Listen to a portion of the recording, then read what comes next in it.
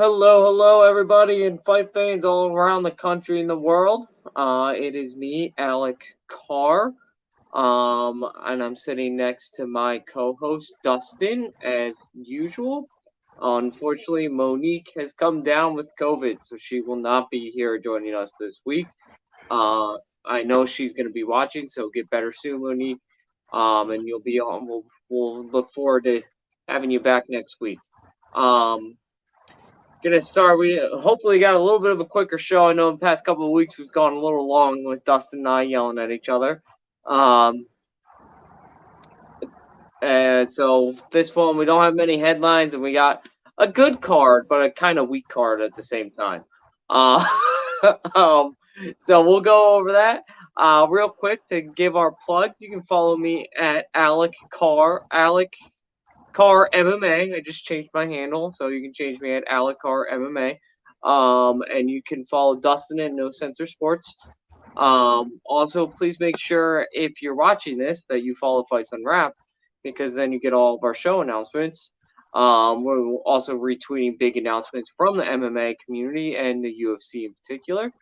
Um, Also, make sure you guys follow Unwrapped Sports Network. Really cool network. It's what the network we're a part of.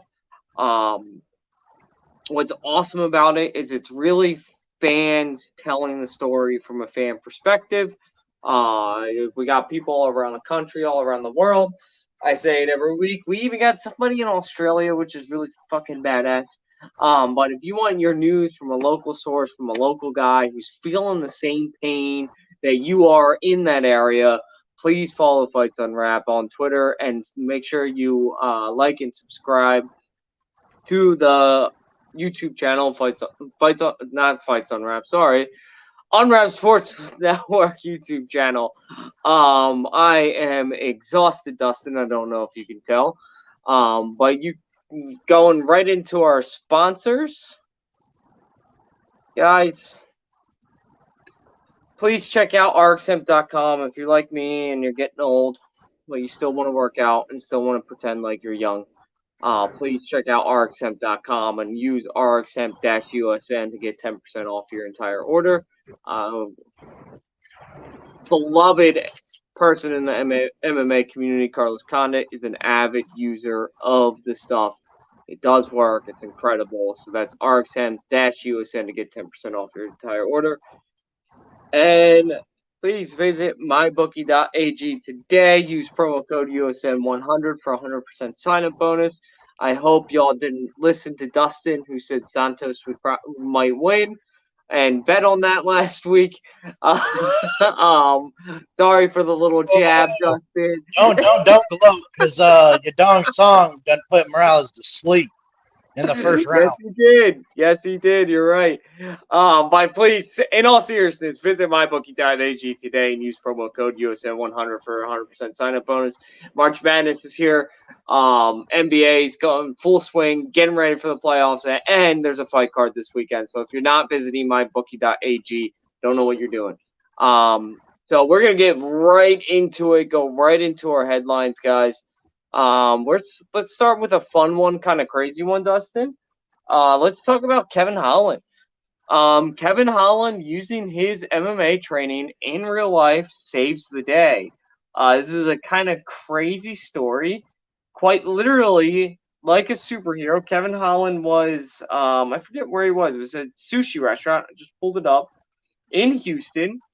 Um, Gunman enters the restaurant and he started firing.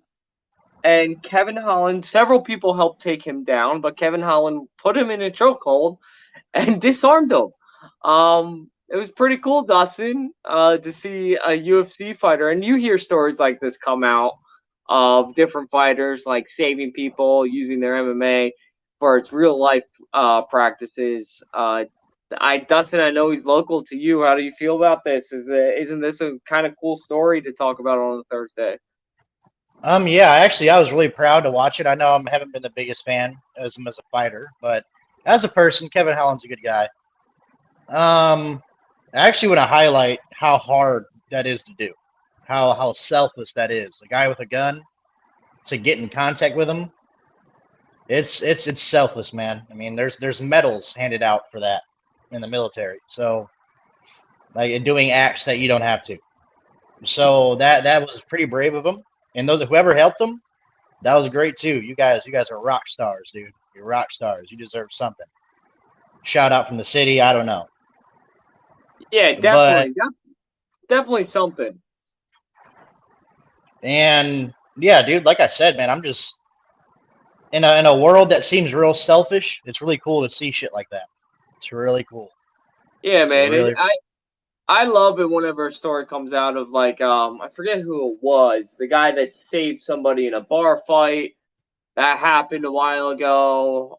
Lieben defended himself at another bar fight. You were talking Um, about doing that. Actually, it's funny because John Jones has such a problem now with his like image. Actually, John Jones actually did beat up a dude at a gas station for trying to mess with an old lady. that's He true. That's actually did. true. He beat him. And that's like the true art form of the MMA. Everything you learn from the baseline of MMA, everything you learn is to protect yourself and others. That's what the main root of it is. Yes, it's turned into a sport that we all love to watch, and it's incredibly entertaining. But it's cool to see when somebody like Kevin Holland step up and do something like this, because like Dustin said so perfectly, it's cool to see someone act so selflessly in a selfish world. All right, we're gonna be moving on. Thanks, Matt. Thanks for watching, man. We love you. Um, moving on to our next headline, a kind of stupid one. And this guy's been mentioning somebody's name that he just shouldn't be.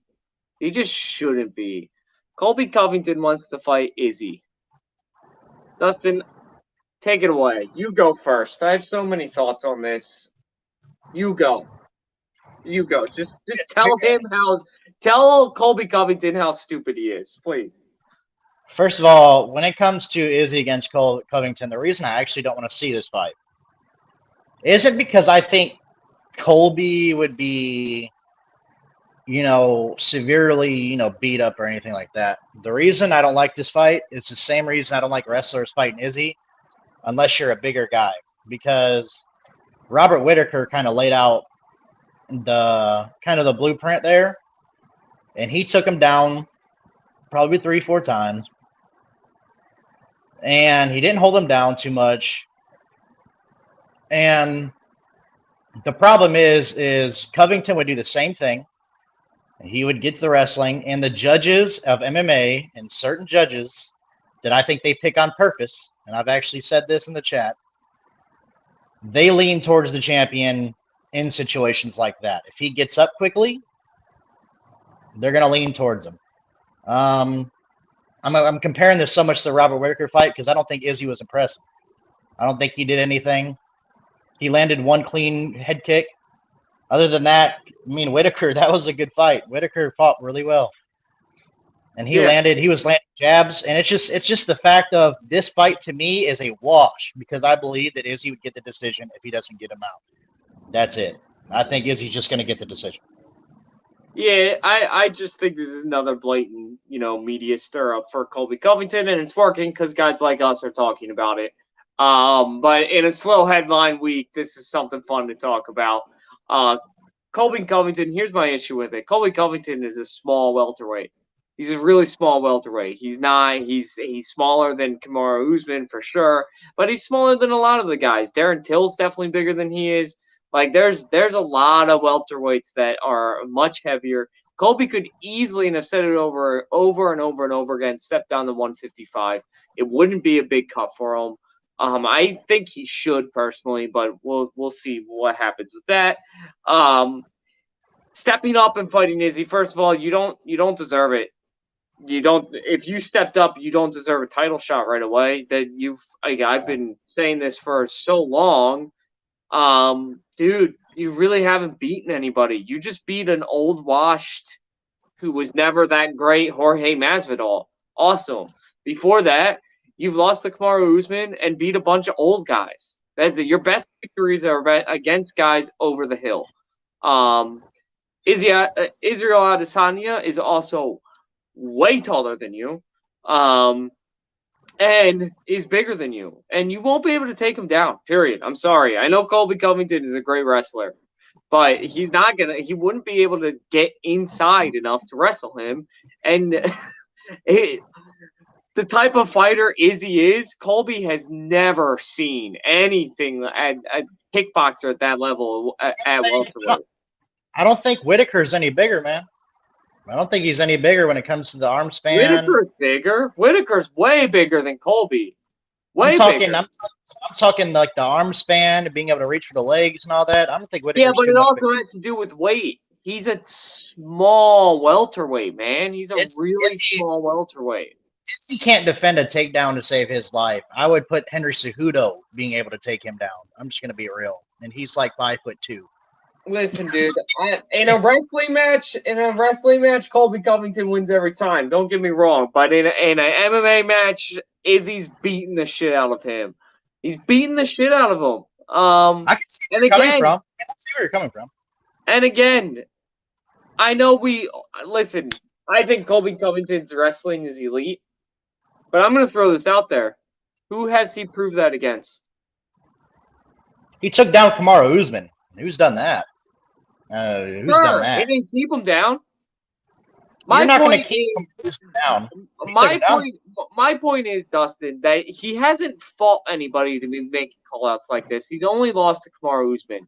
He has to fight Leon Edwards, and he has to fight a top-ranked welterweight. I'm so sick of seeing him fight down. He's fighting down. That's what he does. He fights down. He needs to fight up, fight Leon Edwards, fight Burns, fight Kazmat, fight somebody to prove your worth to me. Because all I've watched, and I know Usman fights were close. I'm not gonna say they weren't. I think Usman was a clear winner in both of them, but they were close fights. I just would love to see him fight a real top-ranked opponent in a strong welterweight. He hasn't even fought Wonder Boy. Fight Wonder Boy, dude. Fight Wonder Boy. That's all I got to say about that. I just think Colby in the 170 division, the reason I think he should move down is because he is just the clear number 2. And he's never going to get past Usman. He's never going to get past him. Like, never. He needs to. And I'm going to tell you the truth, Dustin. I don't know if he can beat Kazmat. We'll see when he fights Burns how good he looks against Burns. But if Kazmat goes in there and rolls over Burns, Colby Covington better run to a different division. Because he's not getting past Usman. He's not getting past Kazmat. Kazmat, I'm telling you, this is the 170 guy, I will tell you, that will beat the fucking brakes of Covington. Beat the fucking brakes. I don't think anybody in the UFC, not just the welterweight division, I don't think anyone in the UFC wants anything to do with Kazmat Chimaev. Seriously, I think they're all like, no, I don't want to fight that guy. The only one, if he comes back, that I could see beating Kazmat would be Khabib. I think Khabib would come back and beat him. But I don't think anybody else can beat him. Usman doesn't even want any of the kid. I'm telling you, he does. No, he doesn't. Anyway, we're moving on. Let's stick with Izzy, please, because Izzy is fighting Jared Cannonier in July. This fight isn't officially signed. They're finishing up some paperwork. Dustin, do you like this fight? Do you hate this fight? Oh, absolutely. I like this fight stylistically. Cannonier is a very good striker, in my opinion. I think he can strike pretty well. Not saying he's elite, but he can strike. And also, he's a really good grappler. So he's both. I mean, he can stand up a little bit, and he can put you on your back, and he's strong, dude. Cannonier's huge. Like, if Cannonier gets on top of you, it's hard to get him off. So it'll be interesting to see how that fight plays out. I think Izzy's going to do Izzy. He's going to stay on the outside. He's going to kick the legs. He's gonna keep him away with the jab and with the long reaching punches. But Cannonier, if he gets inside the way that Whitaker did, and he gets a hold of him like that, I think it's going to be a different day because Cannonier is huge. Izzy, I think might probably win just because I know him and I've watched too many of his fights and I know how he is when it comes to winning. He doesn't lose. He'll stay away and he'll try to his everything not to lose. Yeah, but Kanye, if he gets a hold of him, yeah. I have a follow-up question for you too. If and when Izzy wins this fight, because I think he does. I think Kanye, though a good fighter, is not good enough at certain things to get a victory over Izzy unless he finishes him. Like he's not going to be able to lay on top of Izzy, I don't think. So if that's the case and Izzy wins this fight, who the fuck does Izzy fight next? He's not fighting Whitaker again because Whitaker might step up, he might go down. We don't really know. I hope he steps up, but we'll see what happens with him. Because I think Whitaker has just realized that he's gotta put him out to win that fight, and Whitaker knows himself and knows that's just not the kind of guy. He's a savage. He's the Reaper, but he's just not a I'm gonna put you out kind of fighter. So there's only one guy.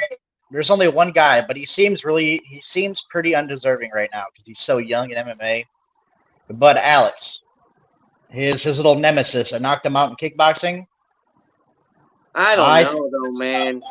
Only one, because like when you look at those two, I understand why Izzy had a problem when it came to striking, and Izzy's not going to wrestle him.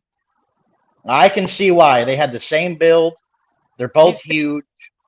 He's got a lot of work to do to get up there, though. That's what I'm saying. But I would not be surprised if he got a little fast track. I'm not gonna lie, I would not.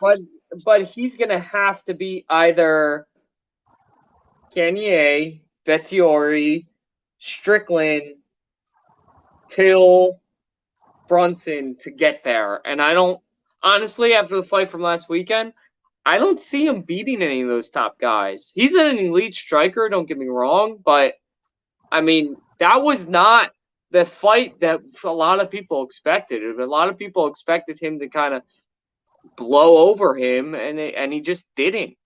He was fighting a tough Brazilian. People got to understand that Bruno Silva was tough, man. I mean, he was wrestling, and he was doing everything he could to win that fight. But I'll actually answer what I think Izzy should do after. Let's just say, the Alex thing is unrealistic. Let's just say we're just talking. To be honest, I think he just needs to drop them balls again and hop up to 205. In my opinion, hop up to 205. You don't got to fight. You don't got to fight the champ. You don't got to fight the champ. Just do what Anderson Silva did. Hop up, get your feet wet a little bit, try to get some wins, and once you're used to the weight class in MMA, go against the champion again. And it's a lot younger guys, and probably guys are closer to style. Or if you go up against Yuri, Glover or Yuri, but probably Yuri.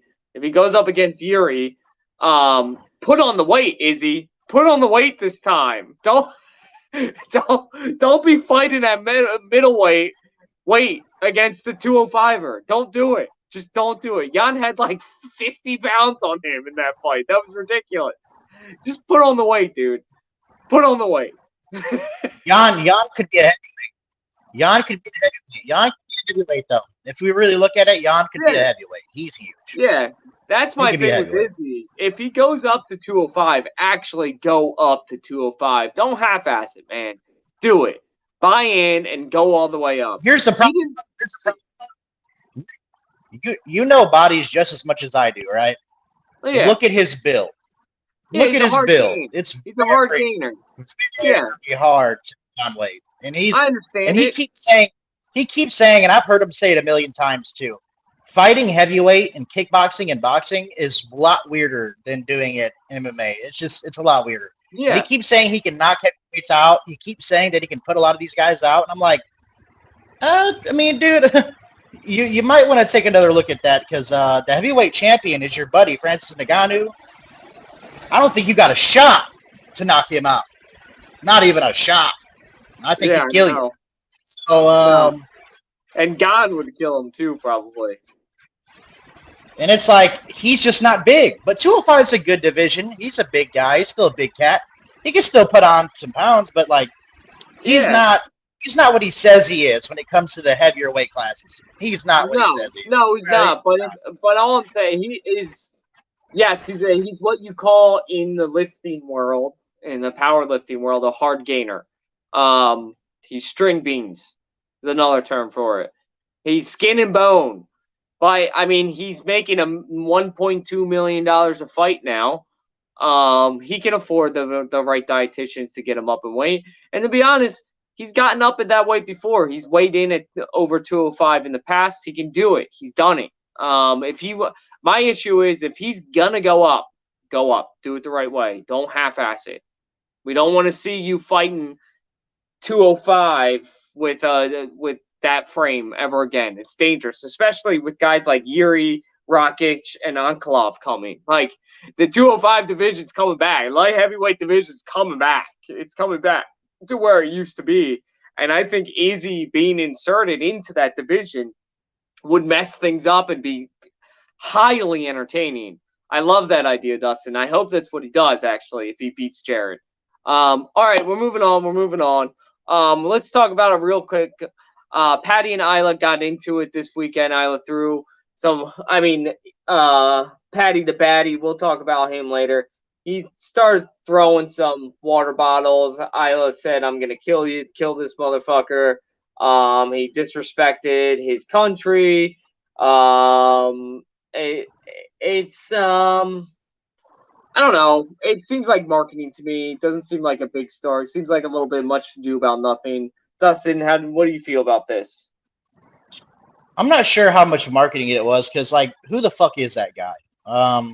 It's like, it's not like it was Conor McGregor throwing bottles at him. Like, if it was a more famous, more big fighter he was getting, or like maybe like an English countryman, maybe let's just say him and what's his face, him and Darren Till got into it, or let's just say that happened and shit like that. Maybe I could say that's for the press, but I don't even know who the fuck is this guy to really get a big press run. I think the big press run, and it was that Patty actually stood his ground to like 5 guys, and he was by himself. And he looked at him, and he was like, what the fuck are you going to do about it? And he was like, you going to stand here, or, you going to come do something? I kind of believe it was real. Just the way Patty was talking. He was like, bro, are you going to stand here? You're going to talk shit? You're going to throw stuff at me? He's like, you're going to come down here, and we're going to fight. And he was like, you're going to do something. Come on. And he was like, yeah. He was like, bring it on, dude. The other issue in all this is he did tweet at him, lad, how stupid are these Georgians, man? No wonder Russians terrorize their lives. Bad timing, Patty. Bad timing, man.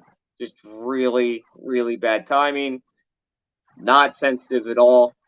Georgia and Georgians went through exactly what the Ukraine are going through back in 2008. So I'm sure that pissed off Isla. Yeah, again, I don't know how much of this is marketing. Isla is a name that maybe he's trying to get his name out there. He did react accordingly to some of the tweets, but again, it's just tweets. You don't need to bring that into the press conference, unless your name's Conor McGregor and you make a shit ton of money off of it. Anyway, we're moving on. The last headline that I really want to talk about, I'm pretty sure, yes, is Petr Yan's corner. I gotta say, Dustin, and I'm gonna talk for a little bit first because I have thoughts on this. I gotta say, I am loving Petr Yan more and more and more. I give him all the credit in the world. This is a guy that was supposed to fight Aljo for their grudge match. Aljo backed out because of a neck surgery that his doctor told him not to get. And Yan stepped up and fought Corey Sandhagen on like a week's notice. Fucking crazy. Just said, sure, I'm a fighter's fighter. I'll fight whoever. Then Corey Sandhagen comes in. He's looking really good. It's like, holy shit, Corey Sandhagen won the first 2.5 rounds. And then halfway through the third round, Petr Yan turned into Petr Yan and said, I'm going to kill this motherfucker. And just took over the whole fight. It was absolutely incredible. Still my fight of the year for last year, in my opinion. That was incredible. Then Aljo fight gets rescheduled. Then it gets moved because Jan tests positive for COVID. Aljo comes out and says he's not vaccinated. You should get vaccinated. You should got your booster. You're just running. He's running again. And Jan says, with proof, tweets out, I am fully vaccinated and boosted. I don't know what you're talking about. And Aljo deletes all those tweets. Then the fight gets moved back again. Aljo says he's running, even though this time it was Aljo's fault. It was a scheduling conflict. So the fight gets moved back again. Now the fight's official, and Piotr Jan's corner can't get their green cards. And if people don't know, Jan is from Russia. His family, his coaches are from Russia. Couldn't get you, not being able to get your green cards from Russia. Let me rephrase that. Getting your green. It's a visa. It's a visa, not a green card. Right. Sorry. A visa. You're right. Not a green card. I'm sorry. Thank you for correcting me. Getting your visa from Russia is hard to do normally. Getting your visa from Russia right now in a country that's hostily in war with another country is even harder. They are double, triple, quadruple checking everything. Dana White is still working with the U.S. government to try to get his coaches in there. It doesn't look good, though. It doesn't look like they'll be able to make it. Aljo, of course, the dumbass that he is, just started tweeting out about, oh, look, he's running again. He's going to cancel the fight. Meanwhile, we all know he's saying, please cancel the fight. Please cancel the fight. I don't want to have to fight this guy again. Please don't make me get my ass whooped in front of everybody. And Jan tweets out, I'm traveling alone. I hopefully will have a corner. This man, Jan, a championship, the true champ, is willing to fight a championship fight without a corner. Now, he'll have a corner. He's recruiting Sugar Sean O'Malley. He's recruiting Khabib and Cejudo to be his cornermen in this fight, which would be that would be the funniest corner ever. Those three together. Listen, he's going to end up having somebody in his corner because Aljamain Sterling has broken every MMA rule, every unwritten rule in the sport. He has broken it. Everybody wants to see this guy lose. I think Khabib's going to be there personally. I think Cejudo will be there personally. I don't know about Sugar Sean O'Malley. But I just love that every time something happens, that Jan just comes back and is like, fuck you, dude. Here's the truth. And doesn't just let Aljo talk his nonsense. Man, Dustin, I can't say enough how hard it is to fight without a corner. It's been done before. It usually results in a loss. And Jan's willing to do it for a championship fight. What do you think about this whole situation, Dustin? Here's the problem with what Aljamain Sterling's saying. If he's trying to say that he's ducking because of his coach's visas, that's kind of stupid. Goddamn. Sorry, shit fell. If he's reiterating that he's ducking because of the visa situation, that first of all, he's coming. He's flying here. Second of all, let's get something straight. So the United States, when you apply for a visa as a fighter, I think the reason the United States has to approve it. The United States is actually probably the bigger component. Because you can leave Russia. Pierre Jan could leave Russia. He could fly out anywhere. The problem is if he wants to get paid as an international fighter, he has to have a work visa, correct? Well, if his coaches want to get paid, they got to be there on a work visa. Because if they're not, they're fucked. You're working for free, and you're not going to be able to even leave the country or get in. They're going to stop you at customs. So here's the thing about this shit. Is Aljamain Sterling, he's a fucking idiot. It's a wartime country, and he's lucky he even gets to leave. He's lucky he even gets to leave. Lucky. And second of all, fighting without a corner isn't so much as physical as it is mental. because you got a picture going into an octagon with no support. None. None. I think the only official that the UFC provides is the cut man. Mm-hmm. So the cut man is going to be your coach. I mean, he's gonna talk to you about the fight. No, he's not. He's just gonna handle your wounds, and that's his job. Now, to fight without a corner, dude, is probably the bravest thing you can do emotionally, because without people talking to you, without having people to support you, dude, it's rough. Like, it's tough, man. Like that's crazy. Risking your life and not having someone to kind of talk to you and walk you through things and say it's all right when you get rocked. Like, if you don't have emotional support during a fight, it's a bad fucking thing. And plus, you have no one to take care of you if you get hurt. What if Aljamain Sterling is beating on him and there's no one there to help him out? There's no one there to stop the fight other than the ref. So, again, it's hard, dude. It's dangerous, too. And second of all, I think he's going to have a corner. I think people are ludicrous to think that people aren't going to show up to his corner. I guarantee a gym right now is in contact with Peter Yan. Yeah, because sure. Number one, they get paid for courting him. They're going to get a 5% payment. So either way, they're probably going to get paid for courting him. And second of all, it's the MMA community, and they wouldn't do that to somebody. They probably wouldn't even let them. But Paul Felder will step up. He's done it in the past. Paul Felder, literally. I forget who it was, but the day of, Paul Felder was fighting on the card, and I forget who it was whose coach had COVID the night before, or something like that. And Paul Felder was like, "Fuck, I'm here. I'll be his corner, man." Yeah. So here's my thing, though. Honestly, the fighter I'd love to see hop in his corner is Khabib. It's gonna happen. I think it's gonna happen. If Khabib and Islam are still in the States, there's no reason why they shouldn't be in Peter Yan's corner. No reason. If I was them, bro, I'd be in Vegas for a couple days, fly there, or if I was, I'd be at that state for a couple days, help him with this fight, whatever, then fly back and do whatever you got to do. But if I was Khabib, I would be in his corner faster than shit. Like, no one even had to talk. I'd be like, bro, don't even worry about it. I'm there. And it was like, we're going to help you out. We're going to talk you through it. Yeah, well, did you see who else he's courting? He tweeted out to Henry Cejudo and Sugar Sean O'Malley. Could you imagine a corner with Khabib, Sugar Sean, and Henry Cejudo in it? That would be nuts. First of all, Henry Cejudo, when Henry Cejudo's done fighting, when he's officially done, because he's not done.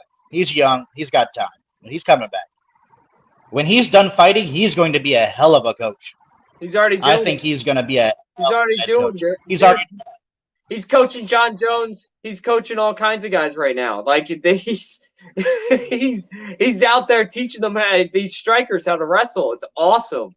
I'm just so excited for this fight. I just can't wait till it's here. And who knows? He's definitely, like you said, like I said, he'll definitely have somebody in his corner. Paul Felder will step up if called upon. So, like, there's tons of guys. DC wouldn't let him go without one. Like, there's just guys out there. Yeah, there's just guys out there. Hell, Joe Rogan might even jump in his corner. Like, MMA, people need to realize the MMA community is really strong, man. Like, they would never wish that on a fighter. They would hop up in a second. Even fighters in the stands would do it. Right. I think it's only happened a couple of times where somebody didn't have a corner and it was very last second. This is not last second. Aljo, you're not getting out of this, dude. You have to fake an injury to get out of this. Just saying. Or retire, which I still think he should do. Just retire and hand the belt over to Yan. Because that is the true champ. Anyway, enough about future fights and headlines. Let's talk about this. A wonderful UFC London. UFC is back in London, Dustin, which is always fun. I mean, the London cards in the past have been fantastic.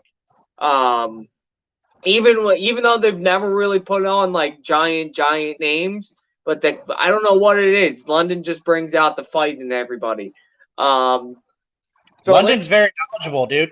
London's very knowledgeable. London knows fighting. London knows fighting. So let's talk about the first fight. We have Jai Herbert versus our dear friend who we talked about earlier, Isla Topuria.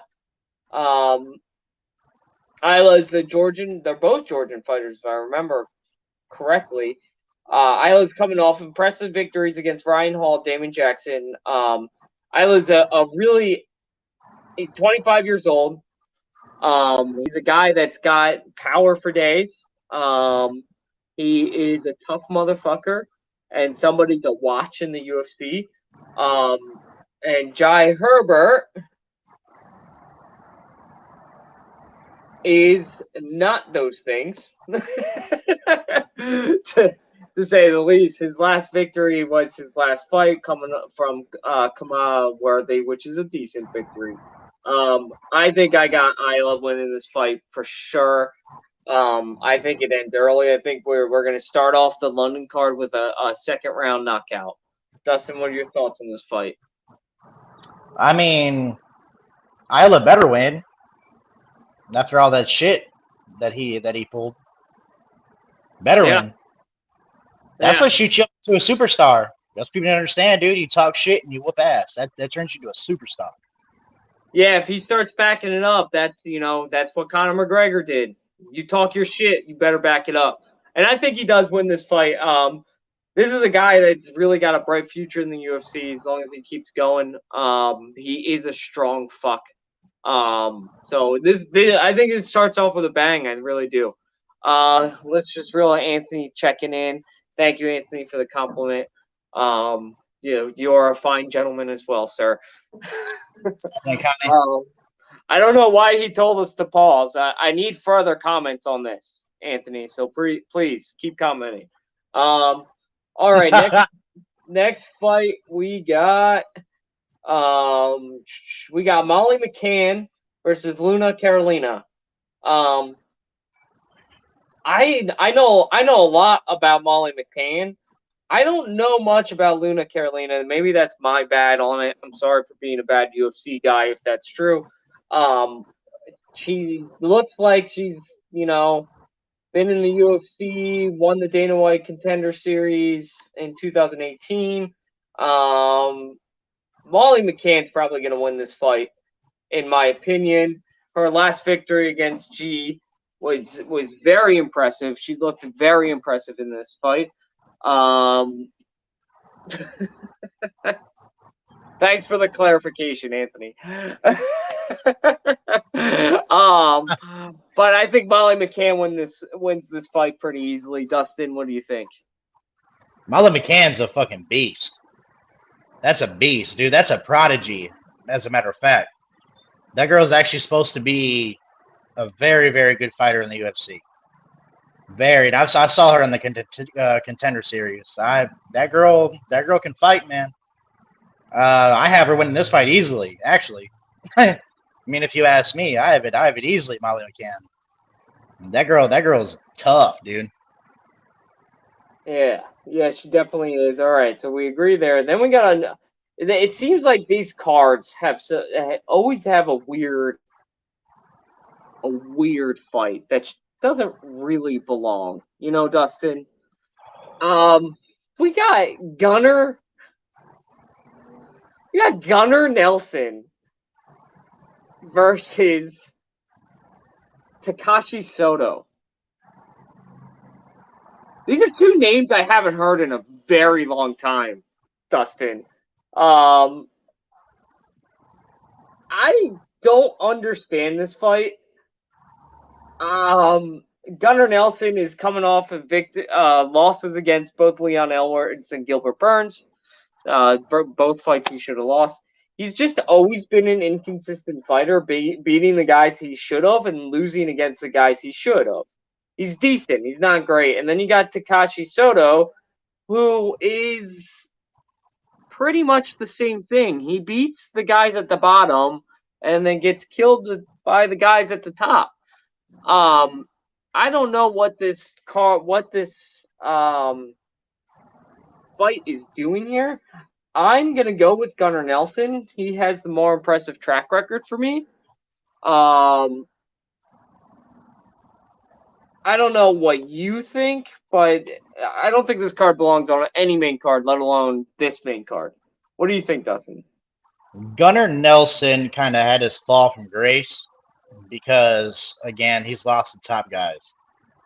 And I honestly, as a fight fan, and as someone who does a show and stuff like that, here's my thing about people when they talk shit about like certain fighters being mid-level and all that. And I was like, look, some fighters just can't beat the top five. It is what it is. It is what it is. It does not mean they're bad. Like people, like there's people that really don't know anything that look at Gunnar Nelson like he can't fight.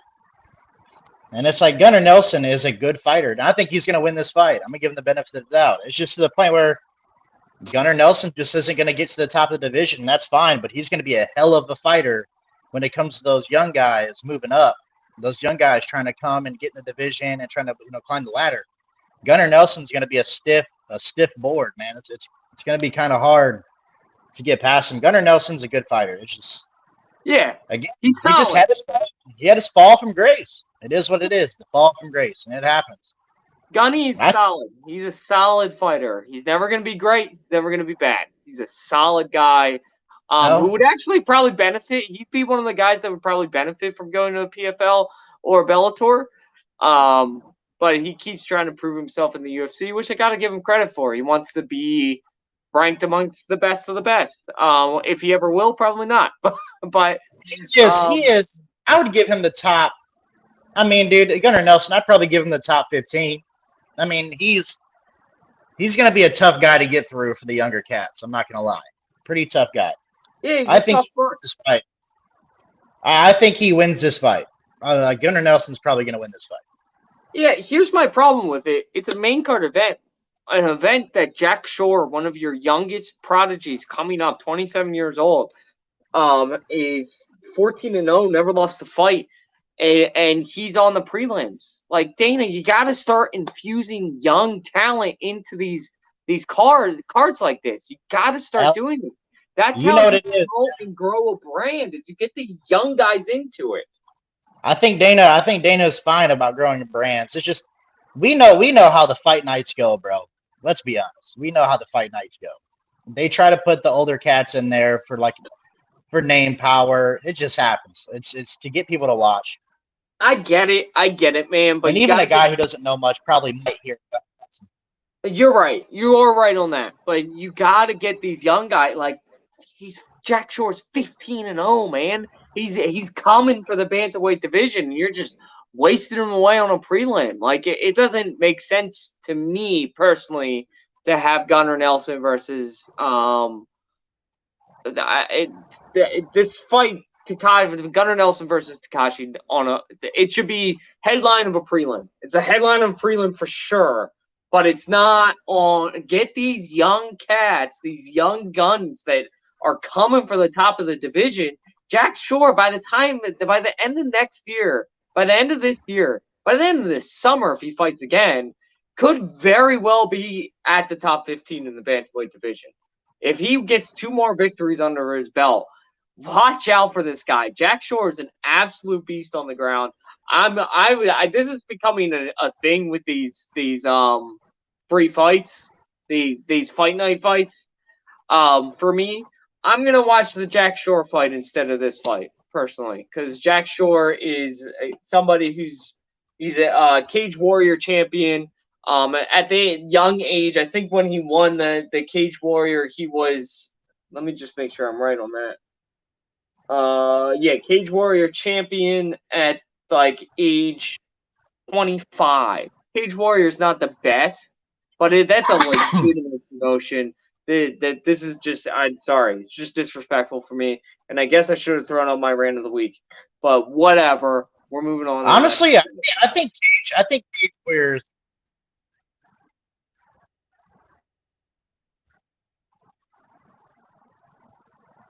Oh, Dustin, I think you froze.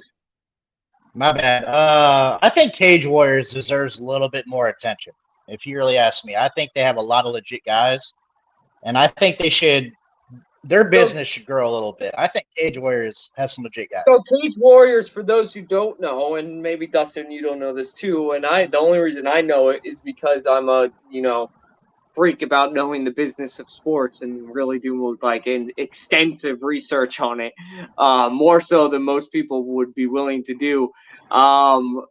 Cage Warriors Mhm. has a deal with the UFC about their fighters. Yeah, it's one of the promotions where the UFC is paying fighters to fight there. So that's why Cage Warriors doesn't grow. But you're right, Dustin. Cage Warriors puts forth a lot of great UFC fighters. I mean, a lot of guys come from Cage Warriors and end up fighting their way through the UFC top talent. I mean, and it just happens over and over again. Um, so anyway, we got to move on to more of the fun fights. We got Patty the Batty back finally against Rodrigo Vargas. Um, this feels like another kind of cushiony fight for Patty. Give him another easy, what should be an easy victory to get his name out there. Let him talk his shit afterwards. Really promote the hell out of this fight in future fights. I think Patty comes out of this with a first round victory. No offense, Rodrigo Vargas, you're a decent fighter, but um, like you are 1-2 in the UFC, and your two defeats are Alex De Silva on a early prelim and Brock Weaver. I don't even know who that is. um, so this is another, one of those prop fights we always talk about. I got Patty in this fight early. Dustin, what do you think? I got Patty in this fight. And if people comment that Patty is getting like set up opponents and shit like that, it's the same thing they did to Sugar Sean. Padded opponents, whatever, they're getting easy shit. First of all, like I agree with you. I agree with you, dude. It's kind of a setup. But at the same time, what people need to understand is Patty the Bimblet is still a young spring chicken in the UFC. He ain't getting top 15 fights, bro. He ain't getting them. He is No, not getting them. He's got to string together some major victories to get up there in that top echelon. It's just how it is. Now, do I think they're setup fights? Kinda, kinda. But I'll tell you this right now: if he fights twice in a year, one more time, I'm going to lose a lot of fucking respect because you're too young in the game, dude. You're too young. You're too low in the rankings. You should be fighting 3 times a year. I don't give a shit about your sponsors. I don't give a shit about how well you can talk. I don't care. You need to be fighting 3 times a year. Fuck it. If not 4, you're at the bottom of the fucking rankings. Get over it. You need to fight more. It's kind of disgusting that they let him not fight as much. Kind of disgusting. If I was Dane, I'd be like, bro, you don't get your ass on that mat. I swear to God. If you don't get your ass signed up for a fight here soon, we're gonna have an issue. Yeah, Like you're not this good. You're not good that's enough to do that shit. Yeah, you're not a champ. Like, nah, fuck that. I like Patty. I always like these. Listen, I don't really like his persona or his actions because he's got to back it up a little bit more. But I love guys like Patty. They're really good for the sport. Sugar Sean, Patty, Conor. They're all aspiring to be the next Conor McGregor. Which probably won't happen for any of them, but I think Sugar Sean probably has the best chance. My issue is your issue with Patty. Conor McGregor fought. He fought. He fought and he fought and he fought and he backed it up. He took fights on short notice. Hell, he took the first Nate Diaz fight on 10 days, and everybody trashes him for losing that fight, which pisses me the fuck off. He went up in weight in 10 days to go fight Nate Diaz, who at that time was still a beast. I don't care what anybody says. Anyway, that's my issue with Patty, and it's a little bit of my issue with Sugar Sean too. If you're gonna talk your shit, you got to fight, and you got to start taking fights early. You got to really back it up and be like, I can fight His any. problem is he wasn't healthy though. That's his problem. He just wasn't healthy. I Right, will that's give you that. true. That's true. His ankle caused some problems. With Patty though, here's the thing: that the difference between you, Patty, and Conor McGregor. Conor McGregor kept saying he would fight anyone, anywhere, anytime. And he did. He fought anyone, anywhere, anytime. Didn't matter what notice he gave. He was fighting. Patty, you're saying I'll fight anywhere, anyone, anytime, and you're waiting almost a whole year between fights. Like, it's not okay, dude. Back it Unacceptable. up. Matter of fact, Back it unacceptable. up. Anyway, Un- we both got Patty winning. I want to talk about this next fight, which, in my opinion, should be the main event, just because I love this fight. I love that Dan Hooker is stepping down in weight class to fight Arnold Allen. We're seeing the debut of Dan Hooker at the featherweight division. Um, again, and Dan Hooker, say what you will about him, he never backs down from a tough fight. Never. Never, ever. He is deciding for his featherweight debut to go against a guy that can grapple and wrestle. And he is undefeated in the UFC and on his way up to being one of the best in the division. But fucking Dan Hooker's like, mate, yeah, I'll fight him. I don't give a fuck. Like, it's absolutely incredible.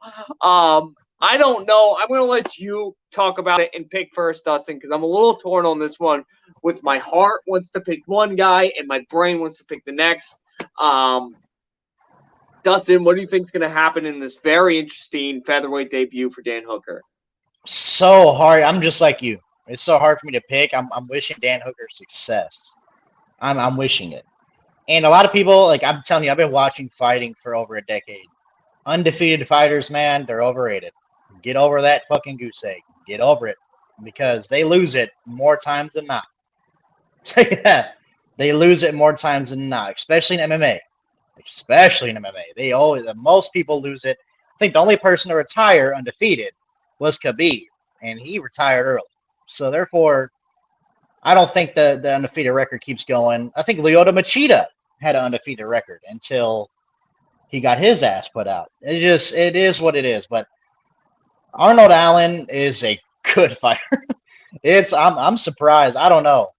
It's if he wrestles Dan Hooker, I think that he might get an edge. But a lot of people forget about Dan Hooker, dude. He has been in some fights with some of the best in the world. He went a big old epic war with Dustin Poirier. And if people don't think, I'm gonna tell you right now about Dustin Poirier. People can say whatever the fuck they want. Dustin Poirier is top notch, bro. He's top notch. If you can go 5 rounds, bro, he hits like a fucking truck. Ask Charles Oliveira.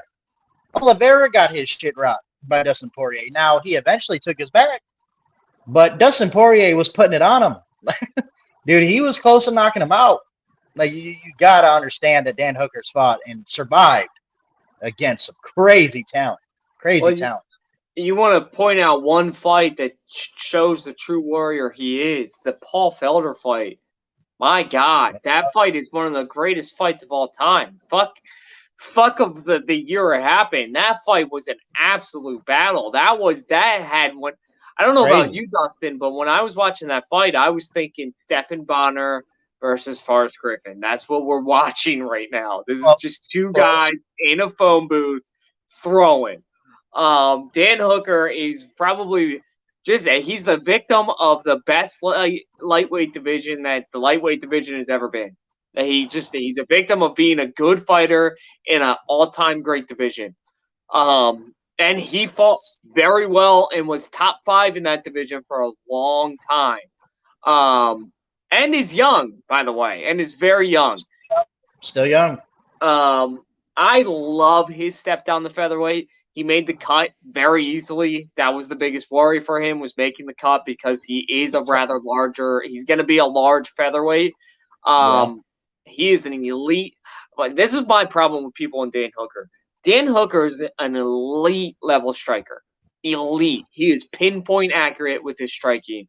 Arnold Allen better shoot early, because if he does not shoot and get Dan Hooker to the ground, Dan Hooker's never really been able to knock people out at the lightweight division. He is going to not be able to use his power at this featherweight division and knock people out. He's bigger than almost everybody in this division. It's a really interesting step down. I'm excited to see it. It's still so hard for me to pick because Arnold Allen is an absolute beast. He's seventh ranked in the featherweight division already. He's coming off impressive victories against Sadiq Youssef, who I picked Sadiq in that fight. He absolutely demolished Melendez and Nick Lentz. Arnold Allen is on his way to the top. I think he's going to be fighting for a championship one day. Oh, Dustin. You know what? I'm going to throw this out there. I'm picking with my heart. Dan Hooker wins this fight. He's instantly within the top 5 and is in line for a title shot. I'm picking Dan Hooker. I think he's got a chip on his shoulder and is tired of people talking shit. He took that last fight against Islam late. He took it on short notice.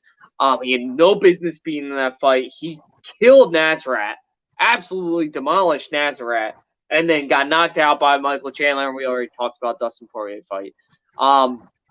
I'm picking him. I'm picking Dan Hooker. I'm going out there. I think he wins this fight. I don't know how. I don't know why. My logic brain is saying that Arnold Allen's going to take him down and just ride him because Arnold Allen probably could do that to Dan Hooker.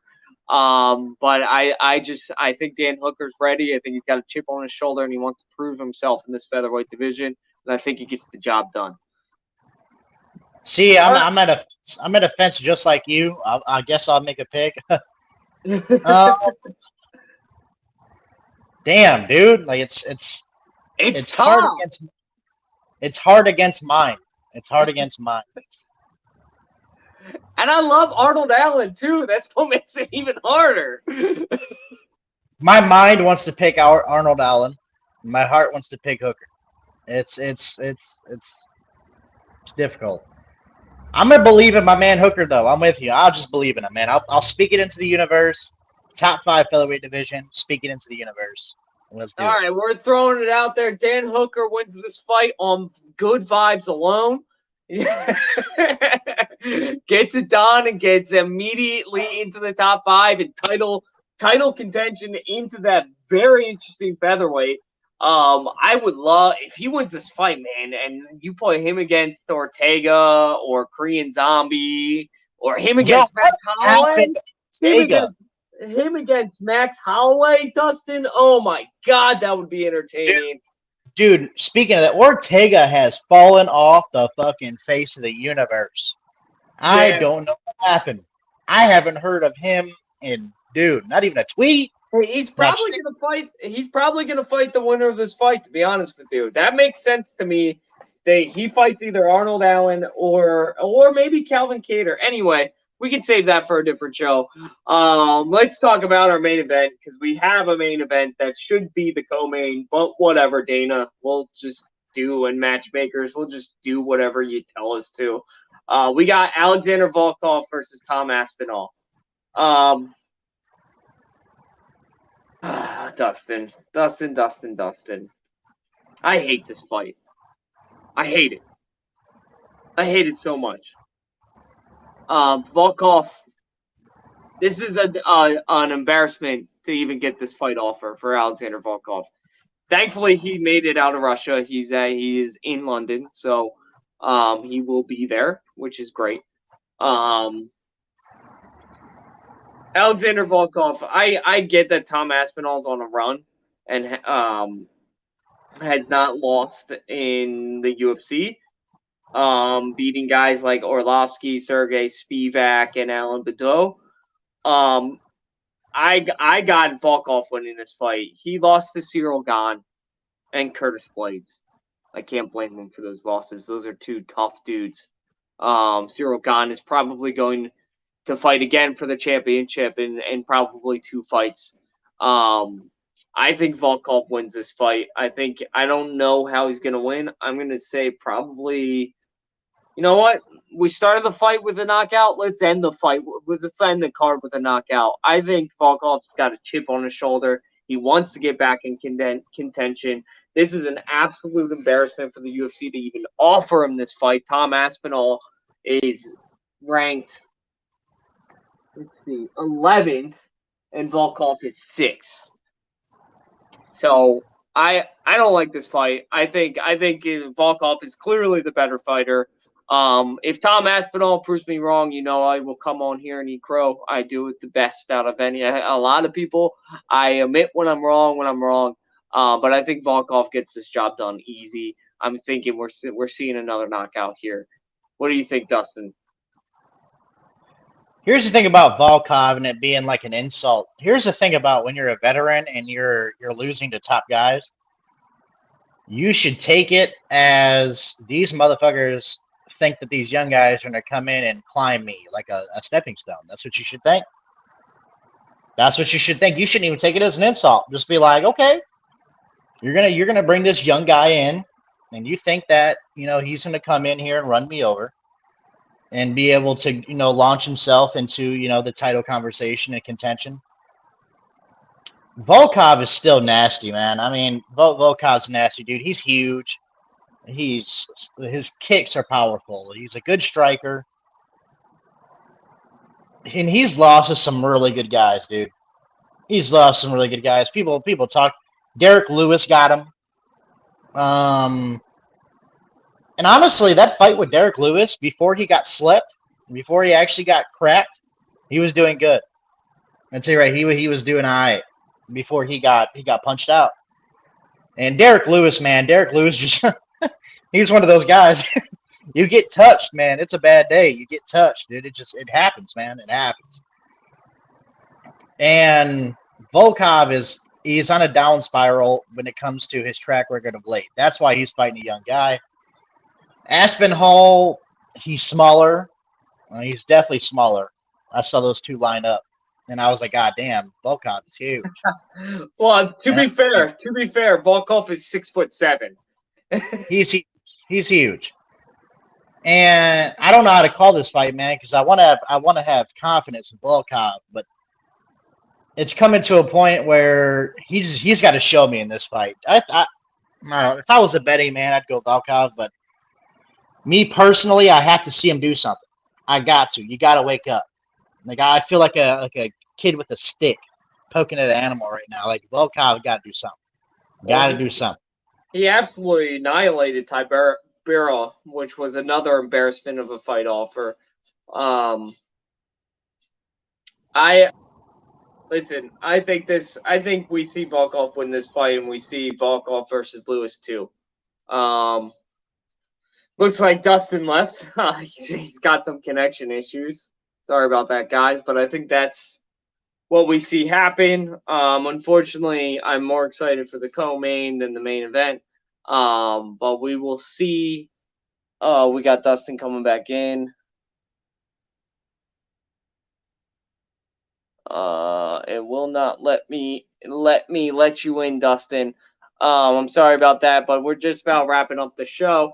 So guys, thank you for watching. Happy fight week, and we'll see you next Thursday.